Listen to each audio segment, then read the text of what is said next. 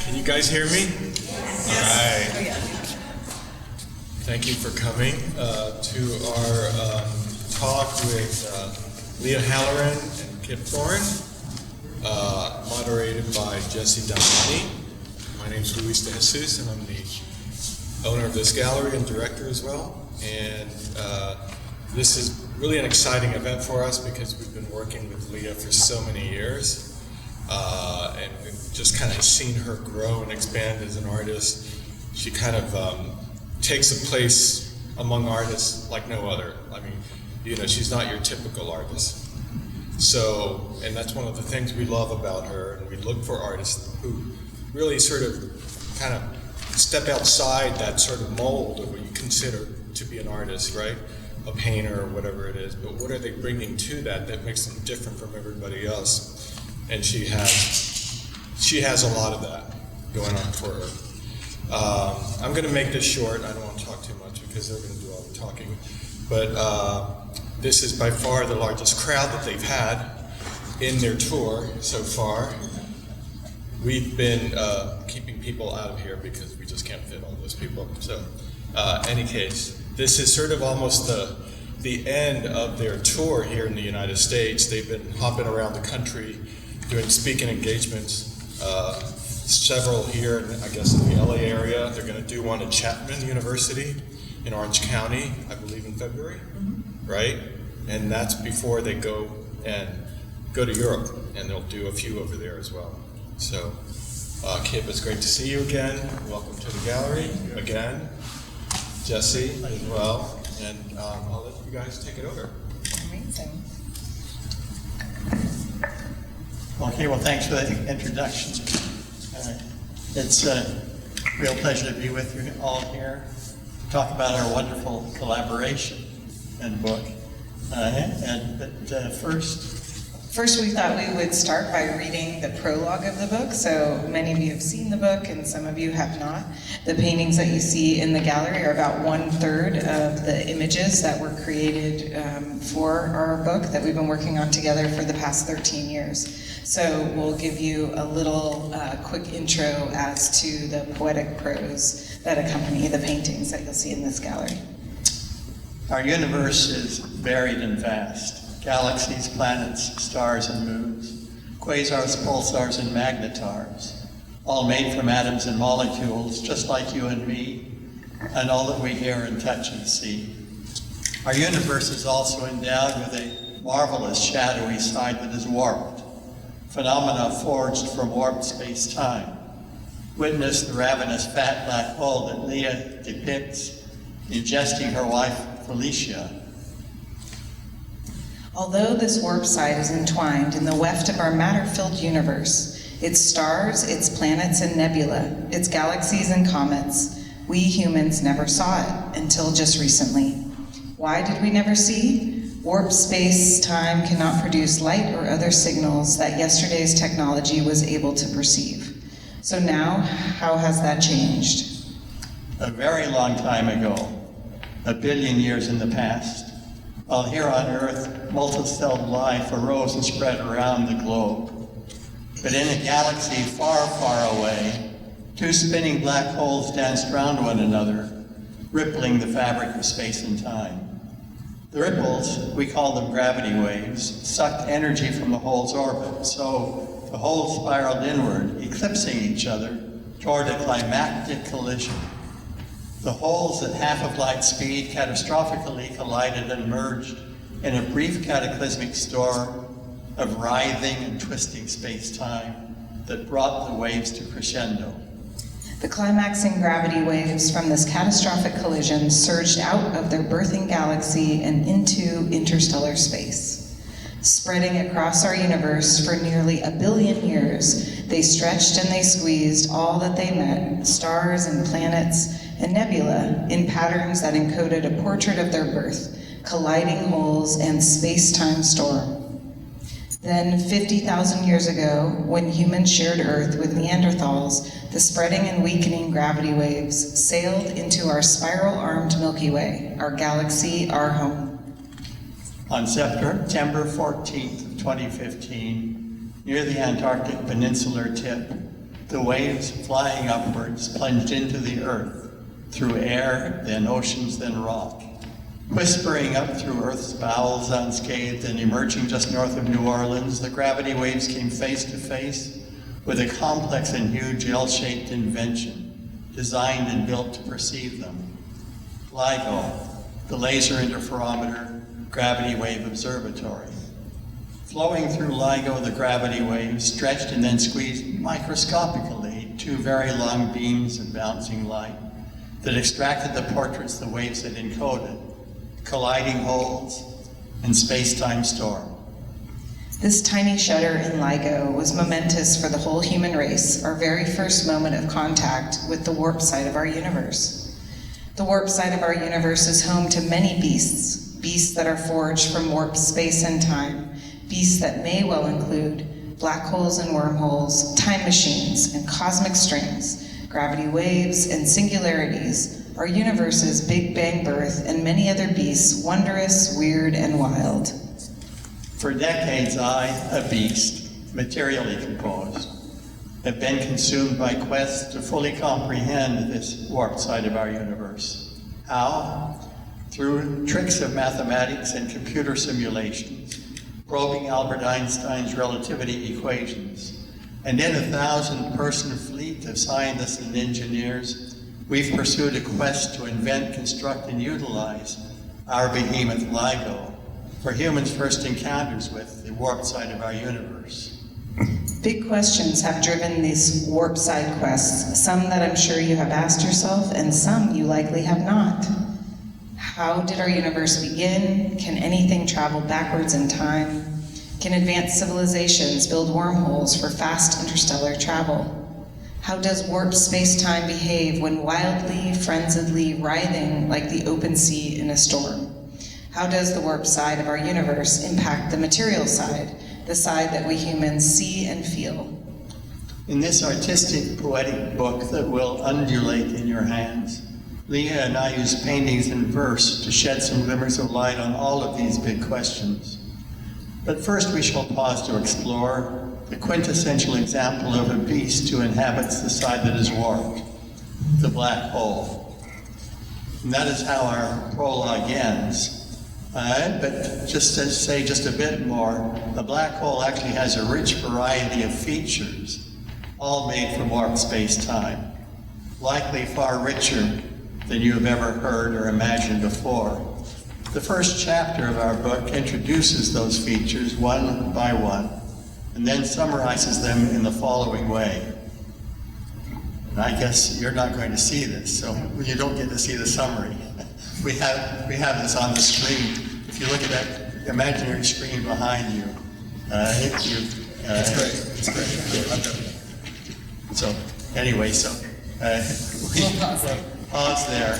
I had forgotten that we didn't have a screen behind us and we couldn't project it. So we'll turn it over to you, Jesse. Thank you. Thank you for that. Can y'all hear me? Do we need mics? Do you guys? It's all Oh, okay, great.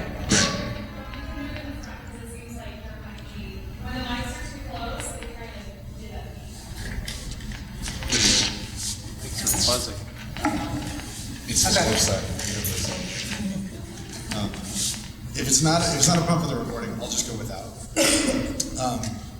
Yeah, come closer if you're willing.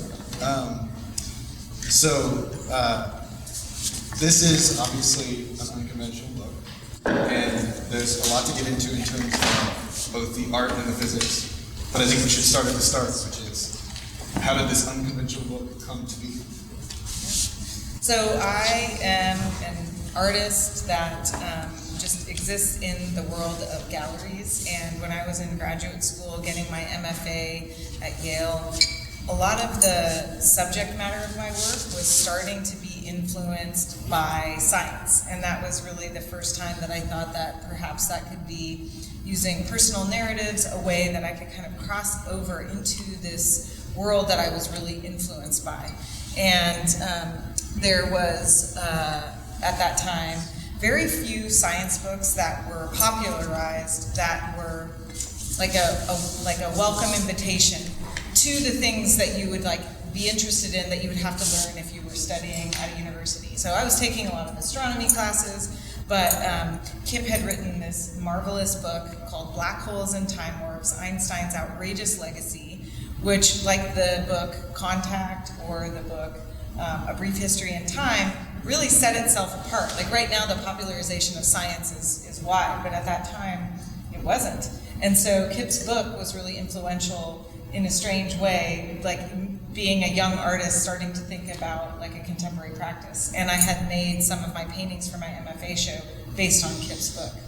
And so when we had, we were at a mutual friend's party many years later, and I heard that Kip was at the party, then I rushed up to him and gushed how much his book had influenced my MFA show. And we had, I eagerly invited him over to my studio just to see the way that I was thinking about science in my practice. I eagerly accepted your invitation, and I hadn't been in a artist studio in maybe 10 or 20 years. Had probably been only 2 studios in my life, and so I went. I was blown away by the things she had on her walls and the projects that she had laid out on these giant tables.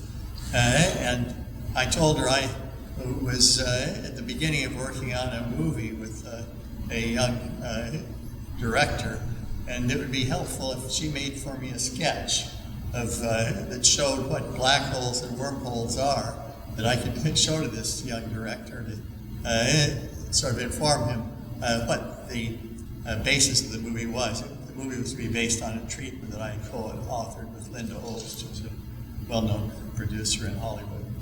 And so Lia made me a wonderful pencil sketch that I've used in many places, both published it in other books and ever since, and that I used for this purpose to show to the young director. So that was the beginning of our collaboration. Yeah, and the young director was Steven Spielberg for the movie that we all came to know as Interstellar. He said this was a small film, is what you said when you asked me. But that was the beginning of Kip and I starting to think about how could you take these major concepts and visualize them. And they started off with these really small, quick conversations that I would make into these small doodles. But then I got an invitation to write an article about the warp side of the universe from a former editor of mine who had edited the Black Holes and Time Warps, the book that's so exciting you. She was, at that point, she was working for Playboy magazine. And Playboy magazine, under her auspices, was trying to raise the level of the culture in the magazine to distinguish themselves from other, quote, gentlemen's magazines. And so I told her that I'd be happy to do this if Lia could provide paintings to go along with the article. She and the art editor of Playboy took a look at some of Lia's work on the web and came back very enthusiastic and said yes. So we produced an article of about 3,000 words and 5 paintings and submitted it. And it was personally rejected by Hugh Hefner. Because I hadn't, I don't think I had endowed the women enough or like physically objectified them enough. So they asked that the paintings sort of replicate the more iconic way of Playboy, and we said, well, these are the paintings and that's it. So we took our kill fee. But at that point, we had already started working in this really lovely way of meeting every few weeks, and then I would make these small paintings. And at that time, I was like, I was just out of grad school. It was like the beginning of being represented by a gallery and showing in other places. So it was really this sort of side, almost like ideation project I was doing. And it just sort of grew and grew and grew into the book That transformed into this book. So that's a long answer. Yes. A short question. Well, what were you calling this project along the way? I mean, 10 years we called it our little book until our publisher literally said, like, you guys have got to stop saying that. It's now, 260 pages. But we didn't set out to make a 260-page book. It's like our conversations dictated it. the discovery of gravitational waves and Kip receiving the Nobel Prize, like that expanded the book quite a bit. And then when our designer started doing the layout, you can imagine for almost, it's been 13 years in the making, for nearly 10 years, we had words and paintings, but we didn't have them combined, so we don't know what that looks like and how they would be broken up. And so it sort of like ended up dictating what it would be. The first designer who laid out the book broke my prose up into pieces and set them alongside corresponding paintings. And it looked sort of like verse. And it occurred to me, gee, maybe I could write verse. Maybe I could turn my carefully crafted prose into verse. Wouldn't this be interesting to try to make a book and combine paintings and verse? Once every 2 or 3 years in my lifetime, I've had a great epiphany, a great discovery. This was an example because it gave rise to a completely different kind of vehicle for conveying ideas about science to non-scientists. It turns out that this combination of verse tightly integrated with the paintings can convey the ethos, the essence, the experience of these scientific concepts far more effectively than any other technique or any other medium and any other vehicle that I've ever worked with. Let's go a little bit deeper on that last point, just from both of your perspectives. Kip, we'll start with you. The idea of using art and visualization as a tool to communicate science has actually been important to you since you were a kid. So I'd love if you could share a little bit about that background, but then also weave in why this is important to you and why you see this as important to you. Yeah, so mathematics is the language of nature, it turns out. At least mathematics has enormous power in explaining how the universe works. But I, as a physicist, am very slow with mathematics, as are all my other physics colleagues. So you need another tool to go hand in hand with the mathematics in order to be able to make intuitive leaps, in order to guide the calculations you do, in order to help you really understand what it is you're working with. And that, for me, is mental pictures. And the mental pictures are rather like Lia's drawings. In fact, when I started collaborating with Lia, I started sort of feeding her the mental pictures that I use as a scientist in my research, to guide my research. And she turned them into these beautiful things that you see in the book. So these mental pictures, as I say, was part of my work. It's a similar part of Stephen Hawking's work. It's the tool by which he made all his great discoveries. And to have them turned into real paintings like this is just a powerful thing. The importance of images is also, it really came home to me when I was a freshman at Caltech. I was a freshman in an ancient era, back in the 1950s, when all freshmen were required to take an engineering drawing class. Something left over from the 19-teens, I think, the 1920s. But the engineering drawing class, I learned all about perspective. I learned the tools of perspective, and that really helped me throughout my career. So I would do my own drawings, not at the level of the beauty of Lia's, but in scientific papers and in my book, The Science of Interstellar, a number of those drawings that are in there done by me by hand. But they do not convey the essence, the ethos, the spirit, the experience of the scientific concepts the way that Lia's do. They're much more just illustrations of a long string of words that are trying to explain details, and that's completely different than what we wound up with. Yeah, there's this idea that I'm sure a lot of you, I don't know how many of you sort of sit on the physics side of this area of interest in art. I'm going to go on a limb and assume we're more on the art side in this gallery. But there's this, idea that design is answering questions and art is asking questions, which is reductive in all manner of ways. But I think it's important to specify that with this book, there's a version of this book that could have been Kip working with a designer to, one-to-one bring to life these ideas, and that would have been one way of going about this book. Instead, he was working with you because of how you paint and how you're communicating these ideas. What did you view as your role as an artist in this collaboration in bringing these ideas that are, in some ways, indescribable into the public eye? I mean, I think that it's almost like if you think of it as a challenge like that, it's almost insurmountable. Like what do I want to bring to the public about black holes? I think most importantly, I wanted to very honestly represent my relationship and our conversations. I think that the book is actually just an outward expression of how we have such an adoration and mutual trust with each other. So the other thing that we would say for many years, not only is this our little book, but that this book is like, it's just for us. Like, it's really cool that it's this beautiful thing now, but for many years, maybe it would never get published. Maybe it was just like an exercise of us doing it. It's very out of our wheelhouse for both of us.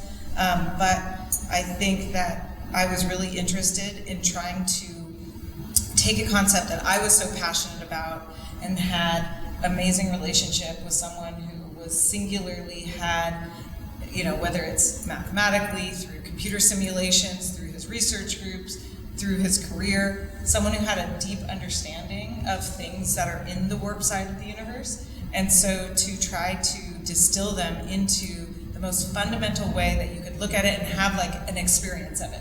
It wasn't didactic. It wasn't like going to like teach you something, but instead take the enthusiasm and passion that Kip has and try to just create something that even outside of words you could look at and sort of know something about that thing. And can you share a little bit about the materials and process of the creation of these paintings? Yeah, the paintings are all done, if you're looking at them, they look like they're done on watercolor paper. The paper, especially in these like framed and up on the wall, it looks like it's, on a white piece of paper. They're all done on Duralar, which is, for those in the art who are artists, it's like a plastic infused paper. And why that's important is that the ink can't soak into the paper like a traditional watercolor. What happens is the fluidity of, it's like an ink and acrylic and water mix. It's very challenging to work with, right? You can't like put something and then it dries like that. It like moves around and there's a little bit of watching ink dry and pulling it up a little bit. Every time my wife is like, what are you doing in your studio? I'm like, watching ink dry. But it's a little bit of coaxing here and there and moving it. And so it has like kind of a life of its own. And Kip likes to say like, it's even, gravitationally influenced, like it's moving and it's sort of like, I like that it's outside. She just tilts the paper a little bit, it starts to flow. And she may or may not have intended that, but she winds up with whatever she winds up with. Yeah. It's kind of interesting, like sometimes I'll, walk away, come back a couple hours later, and the thing that I was like, oh, it's amazing, is like just wiped out. Or sometimes leave it and come back and it's done something absolutely magical that I couldn't do. So I like that it's out. That to me is like, that crosses over in the difference of being something that's like a specific illustration and more into the realm of the way that I think of my artistic practice. That, for those of you who've seen my work, this is a very different direction than what I've done before. And as I recall, the color red plays an important role in the development of this body of work. Maybe to start, Kip, could you describe the scientific concept that underlies why red was selected, and then talk about what that artistic process of bringing red to the... So in physics, in the world of physics, there are certain concepts that have a duality. They have just two forms, stretch and squeeze. They're the opposite of each other. And that's what a gravitational wave does. It stretches in one direction, squeezes in another direction. Or clockwise twisting and counterclockwise twisting. If you take a towel and you wring water out of it, think about it. If your left hand sees your right hand twisting clockwise, then your right hand will see your left hand twisting clockwise. So you can put into a towel, you can put a clockwise twist or you can put a counterclockwise twist. Just two possibilities. And this duality plays a major role on the warp side of the universe. So I came to Lia at some point early on in this and said, we need some way of depicting this duality. I think I was probably one that suggested introducing a second color. You were a little resistant at first. I liked how it was just all monochromatic. People have asked a lot about like the choice of the color, and I wanted something that was very distilled down. And I've always been fascinated with the idea that blue is something that has like a luminosity to it, but also can depict something that has a lot of darkness. And I like that it had those two things. And Kip is right, like introducing like this subtle red, just very quickly. You don't need to know that it's like a counterclockwise, twisting this way or that way, but you just instantly know it's the opposition. So it was like, again, a way to really create something that's very distilled. So, but the red is used with very sparingly, only when there's a need to depict this duality. So just a handful of paintings in the book have this bit of red. And Kip, in case anybody's not familiar, could you share a little bit more of what you brought up in the prologue, which is essentially what culminated in your Nobel, what LIGO discovered about gravity? And so Albert Einstein in 1915 discovered, I would say, others would say he invented the general relativity laws of physics. And these were new laws of physics that say that space and time are warped, and this warping does things to you, like stretching you and squeezing you. And 1 year later, he used these laws that he had conceived that turned out to be highly accurate to predict these gravitational waves. The gravitational waves that he predicted, we now know a century later, as best we know, there are only two types of waves that can be created in the distant universe and travel to Earth and bring to us pictures of what's going on very far away. The electromagnetic waves that we use to see with light, X-rays, gamma rays, radio waves, they're all electromagnetic. They consist of electric forces that push charged particles like electrons back and forth. Or gravitational waves predicted by Einstein, which when the gravitational wave goes through you, it squeezes your shoulders together while it stretches you from head to foot. And then it squeezes you from head to foot, and stretches your shoulders apart. These gravitational waves then are our only other way with waves to see the universe. And so the goal of this project that I conceived together with colleagues and worked on for 50 years was to do for gravitational waves what Galileo did for electromagnetic waves when he built a little optical telescope pointed at Jupiter, discovered Jupiter's 4 large moons, and thereby initiated instrument-based electromagnetic astronomy. And telescopes of his sort have just revolutionized our understanding of the universe. So our goal was to do the same thing as Galileo had done for the only other kind of wave that we can use for astronomy. It was very difficult. It was a 50-year quest for those of us who started it out. We finally succeeded in 2015, as is described in the verse and the paintings in the book. In fact, the book took 13 years for us to make, working at it not terribly intensely. We could have done it faster, but I think it would have been as good as a book. And during those 13 years, we discovered gravitational waves. This project reached fruition with another collaboration I was involved in. Began to be able to visualize what happens when black holes collide, warp space-time in a storm.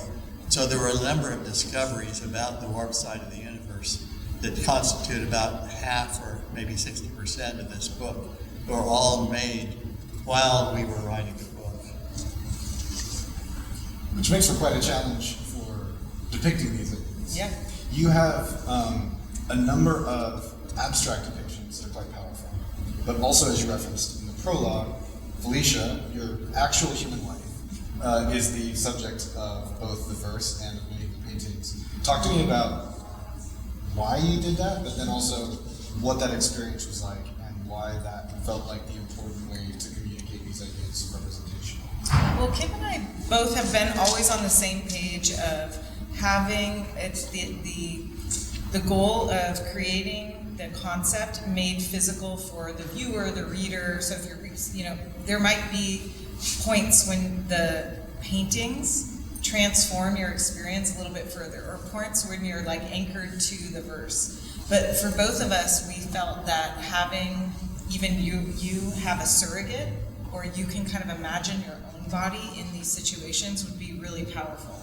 And in the same way, when, why would Kip be interested in making the movie Interstellar? It's like, it's another way to bring the excitement of these wild parts of the universe to a wide audience. And so we felt really early on that there should be one space traveler, and the space traveler that I am the most close to is my wife, Alicia, and she became the model for all of the book. Yeah. And it was also a way to try to attempt to do something like normally when you're thinking of a science book, you're not actually thinking of something that you would describe as maybe intimate, something that has elegance, that has beauty, that has, we're not just using Felicia, but Kip writes very beautifully, like Leah's. Lovingly. I have a Leah's, crush on your work. Yeah, me too. But Leah's wife, Felicia. Also, you don't see queer bodies in science in a way. I mean, these are all really subtle and important, very specific decisions. Did you find any questions or resistance from the editors of the book? Obviously, we know how Playboy sort of handles these topics, but as you're saying, you don't see this very often, and so I imagine there may be some questions and some clarifications along the way. Well, I think that our publisher and our agent, they saw what we were trying to do was to create a thing that doesn't exist in the world, and so we had an amazing agent, and Norton was very enthusiastic, that they recognized that this is something that would be entirely unique. They're very supportive. Yes. In all aspects of this. Yeah. Which was really nice. It was great. Yeah. Amazing. Obviously, poetry plays a big role in this book. I think there's any number of questions we could talk about in terms of the verse. You referenced this early moment of seeing your work lineated as verse, being kind of a light bulb.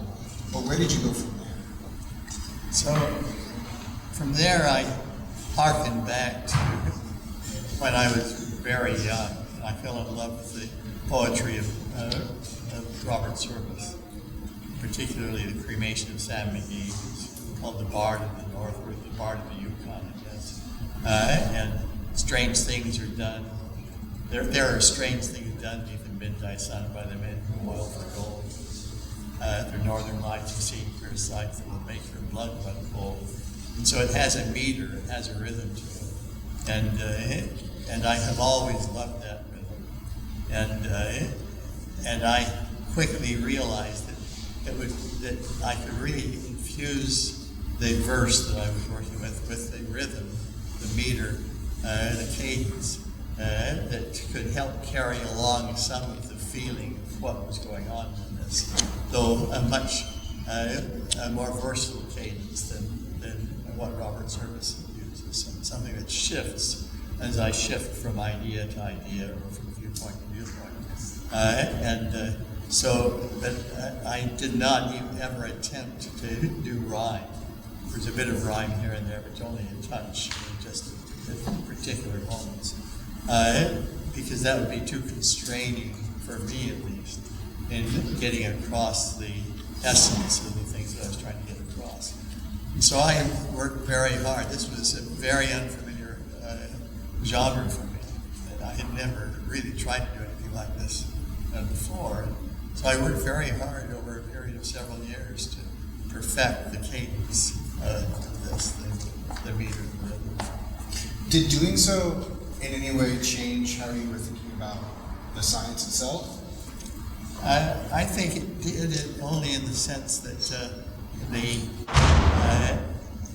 that I would shift cadence, I would shift meter as I was moving to new aspects of the science.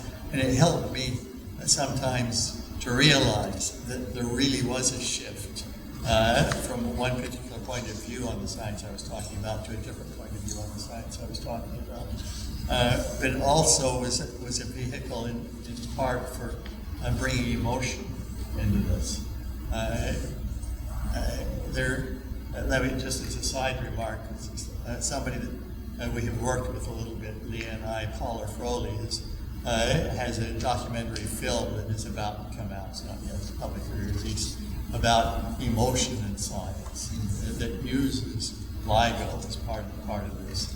And emotion is a substantial part of our book, and the cadence and the use of Felicia as a surrogate for the reader are things that help tie the emotion into the story. Yeah, that really comes through. So much of this really feels like a true collaboration. It doesn't feel like just handing things back and forth, and I think that's why the book is so successful. You referenced at one point how many paintings that you made in association with this project. Remind me? It's like 668 paintings over 13 years. And that seems kind of strange. Like in the final book, there's 100, and then each of the backgrounds is its own painting. So maybe you could say there's like 160 paintings in this book.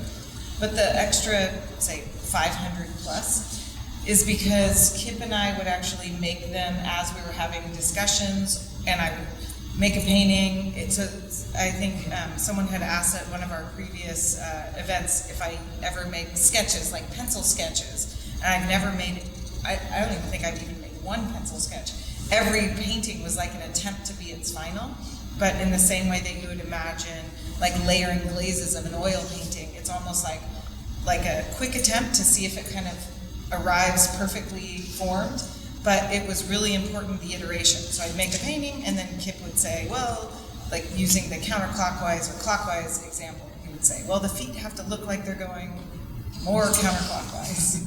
Whatever it was, there would be something about it that wasn't just right. So I love that, like, there's 100 final paintings, but it's built on the backs of the other 550. They're still in there. All the 550 are still in there to get us to the finish line. Speaking of the finish line, we're here. It's your amazing show. Talk to me about what the process was for, you got this book out in the world, and now you got this show. And they're related, but they're different creatures. So talk to me what you're doing with the show. Well, it's interesting when we made this, you kind of have to think like we've been working for 13 years, but you don't see the book we didn't see the book until, 3 months before you all did when it was published. And we really have this computer document for the past 3 years as the book was being designed, and then all of these paintings that we see. So even for me and Kip to see these pieces framed on the wall, we never like hung them up in that way. But as I exist in the contemporary art world, it was so important for me to kind of like see these and offer them, in a gallery setting, because that's the way that I even approached this project, was that I, see them as being embodied in a gallery space. So it's almost like it's exciting to me just to see it as like one other iteration and to see the collection of them together on the wall. That's really beautiful. Kip, how do you feel seeing the paintings in this context?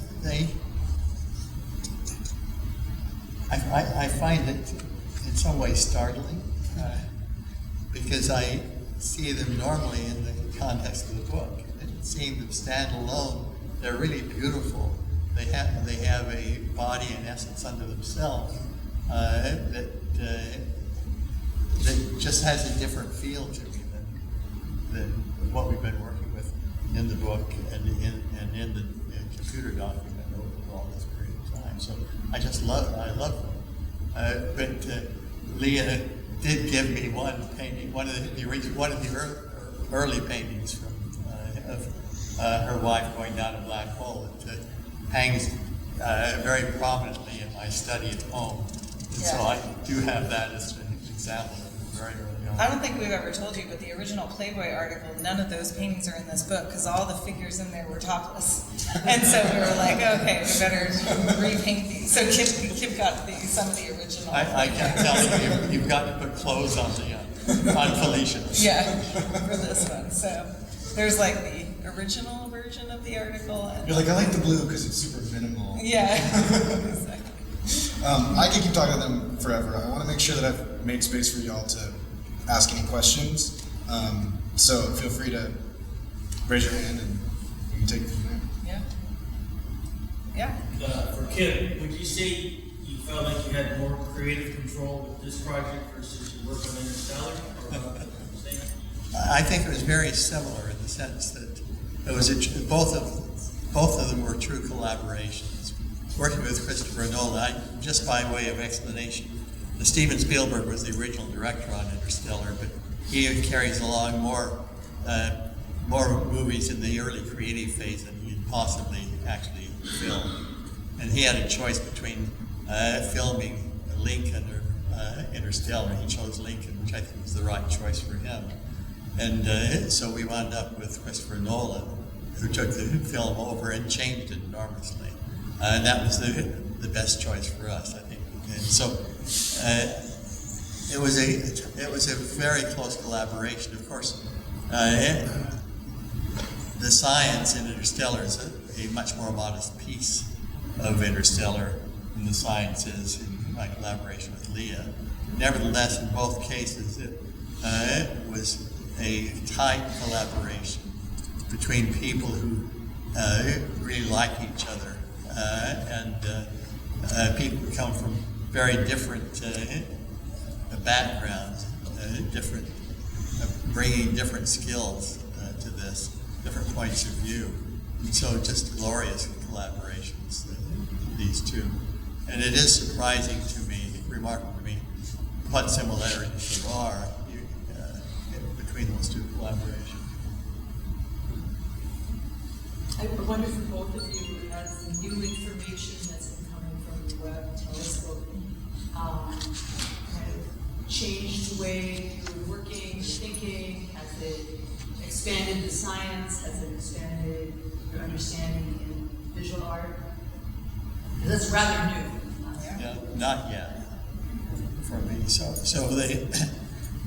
this book was more or less in place by the time the Webb telescope was really starting to bring out exciting new discoveries. But in addition, the things that you see with the James Webb Space Telescope are very little of that. Almost none of it is connected to the warm side of our universe.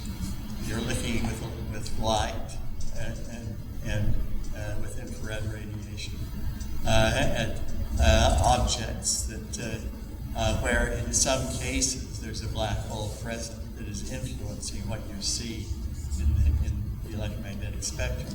But by and large, it's not related. And so it really is almost entirely teaching us about the material side of our universe as opposed to the warm side of our universe. And for me, I agree the James Webb doesn't have anything to do with this project, but I have another series that's called Deep Sky Companion. It's installed at the Cahill Center for Astrophysics at Caltech, and it's based on Charles Messier's, who's a 17th century comet hunter.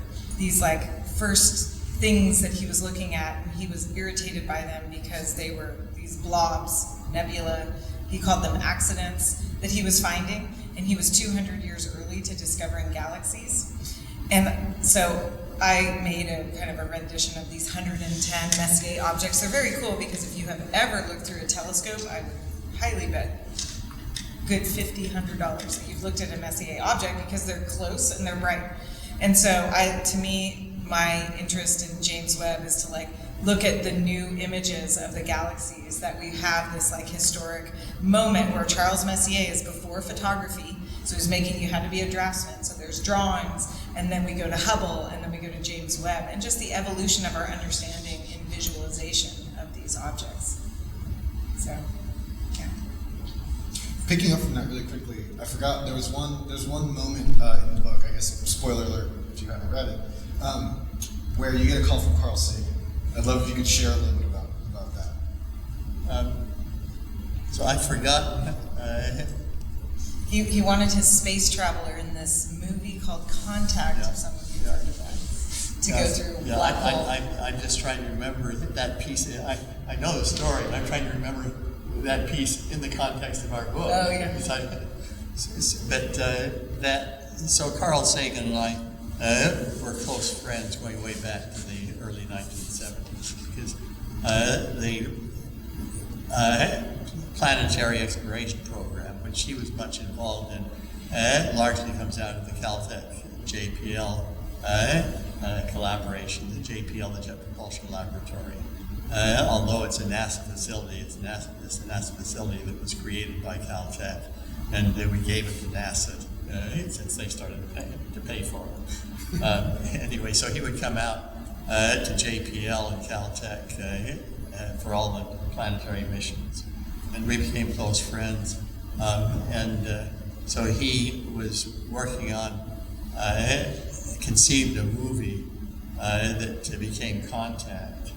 In which he had his heroine going through a black hole to the vicinity of the star Vega, and he turned that into a novel as well as a screenplay, and it came out as a book before it came out as a novel. So he phoned me, and when his novel was already in page-proof form, and said I might be in trouble. Am I in trouble because I am sending the heroine, who was played by Jodie Foster in the movie, sending her through a black hole? And I said, yeah, you're in trouble, and you should send her through a wormhole instead. And so he had to rewrite some large portions of this book in page-proof, the page-proof stage, which his publisher was very upset about. But anyway, this is the thing that triggered me to start thinking about wormholes, actually. This phone call from Carl Sagan back about 1983 or 84, a long time ago. It was from there that I began to realize that wormholes, if you had one, a very advanced civilization could turn a wormhole into a time machine. And so that was the first thing that made me start to think seriously about backward time travel, and whether or not the laws of physics allowed that. So this whole set of issues of wormholes and time travel grew out of this, my conversation with Carl Sagan. Amazing. Can I ask, Kip, what did you win the Nobel Prize for? Maybe it was said and I missed it. So it was, I'd shared the Nobel Prize for this, for the creation of gravitational wave astronomy, for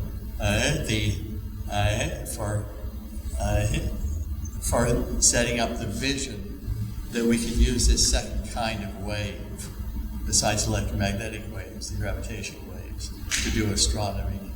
And for co-founding the effort to build instruments that you all paid $1 billion for as taxpayer money. And I thank you very much for that $1 billion. And you also provided us with 1,000 young scientists to pull this project off. And so the issue was to build instruments that were capable of seeing these gravitational waves from colliding black holes, which we've seen now a lot of, and in the future from the birth of the universe, and other things that are on this warp side of the universe. So the prize, as I say clearly in the book, should have gone to the team of 1,000 people who pulled it off in the end. They gave it instead to those of us who had the original ideas and started pushing it forward. And the person who really led the collaboration in the crucial early stages. But we It was for doing for gravitational waves what Galileo did for electromagnetic waves 400 years earlier. I can see why Lia was attracted to you, because you had this visual thing going that was brand new. So that's fabulous. But what was really fascinating to keep in mind when you're reading the book is not only is it actual current cutting edge discoveries of black holes, wormholes, LIGO, but so much of the book evolved while we were making the book. So there was no Nobel Prize, there was no detection of black holes when we first started making this. It came halfway or over halfway through the book. There were no computer simulations of colliding black holes. We didn't know anything about the what I call the storm in the fabric of space and time that's created when black holes collide.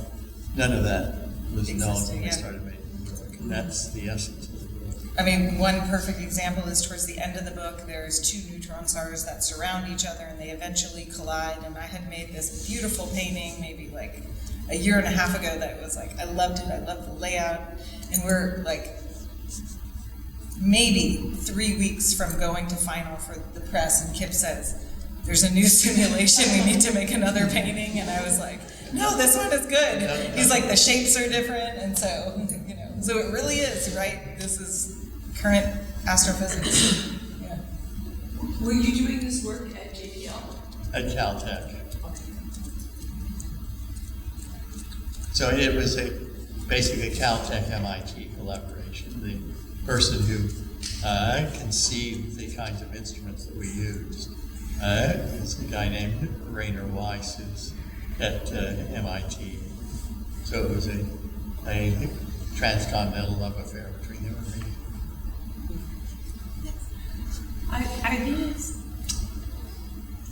There seems to be this beautiful aesthetic in so many of our, whether it's the James or the Webb telescope or many.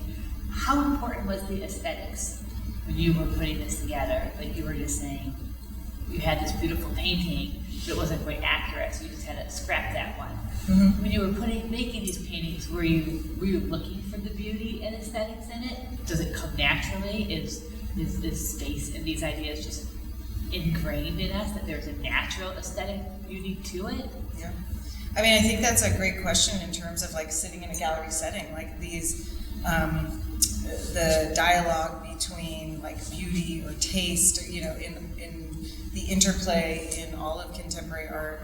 I think what I was going for was something that both accurately was abiding by what Kip's intentions were conceptually, but that I didn't totally put it on a pedestal and transform it into an illustration, right? That the art itself actually did something. So I think like thinking about issues of beauty is one thing, but almost going back to what I was saying, where the ink or the painting had like allowed it to be a little bit out of control. The painting sort of, we were in, you know, Sharon's beautiful installation here, and there's so many things that I can tell. It's like she wasn't completely in control. In the art, there's things that like through intuition, you don't have an intention, but as you make it, you know, I find discovery in my own self and my own studio practice through being surprised by the work itself. Like making creates concept, creates like an avenue forward. So it was really important to me not just to try to make something that was, quote, beautiful, or make something that was an accurate illustration in any way, but it made something that in and of itself held up, you know? I hope that you can look at and there's certain pieces that you know, you would never know that they would ever be attached to a book in here, you know, that they could stand on their own. Aesthetics is also something we think about a lot as physicists. The laws of physics, as I said before, are written in the language of mathematics. But there is a deep aesthetic beauty in the laws of nature written mathematically. And in fact, there are people, an East Indian astrophysicist named Subramanian Chandrasekhar, who was a close friend of mine, that made his career at the University of Chicago. He was a great advocate of the power of aesthetics and beauty in physics, that if you could find a pattern in the mathematics that was really beautiful, it was probably right.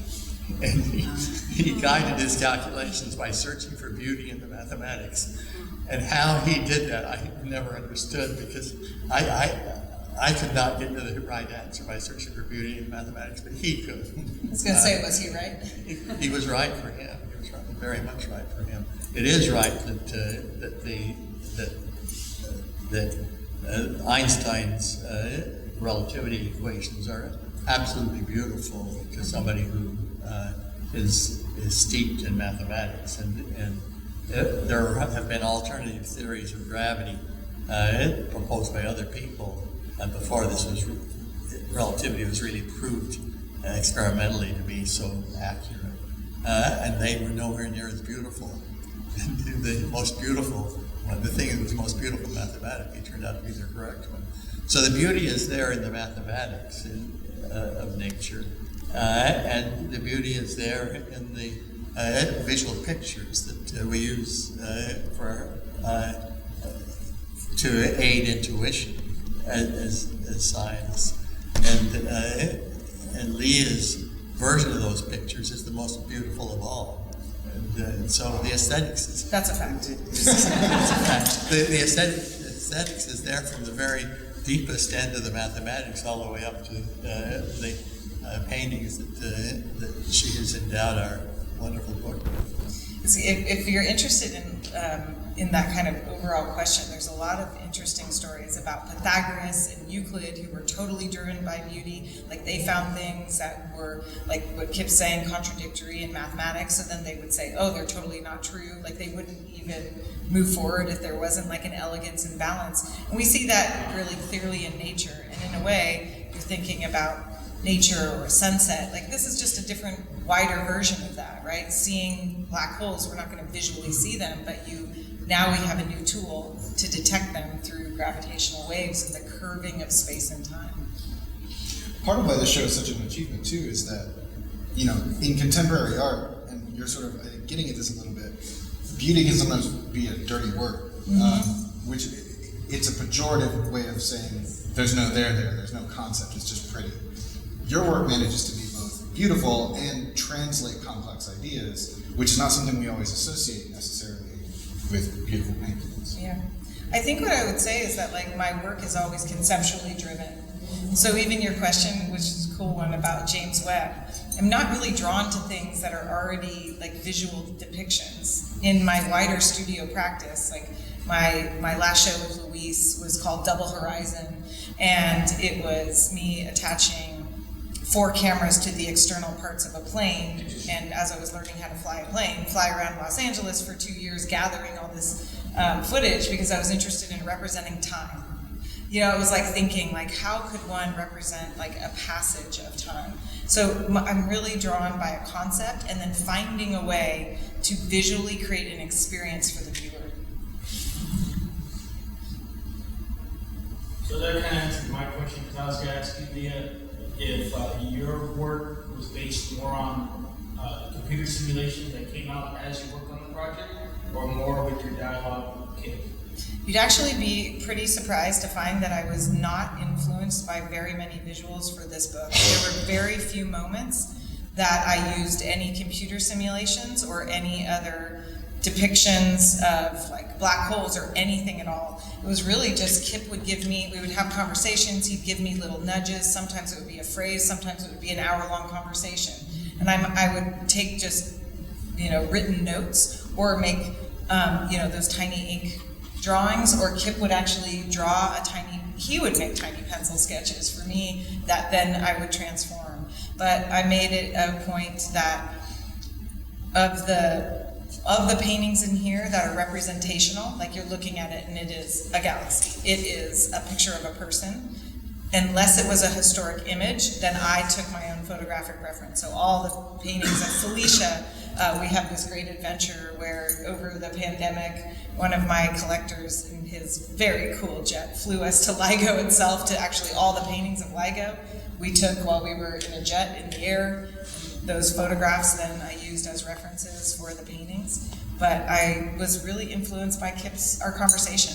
This is like an outward expression of like a friendship and conversations over 13 years. That's very cool. Just to add another note on the aesthetics, Moonshot, I'm not sure if I'm saying his name correctly, but if you ever seen that movie, The Man Who Knew Infinity, he saw numbers and mathematics very differently in his own way. So it's a great movie to see.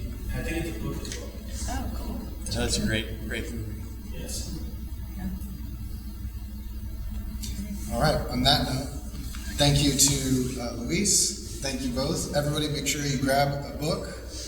You'll be signing. Yeah, we're happy to sign your books and go check out the, flip through the book and you get to go see the actual paintings right here.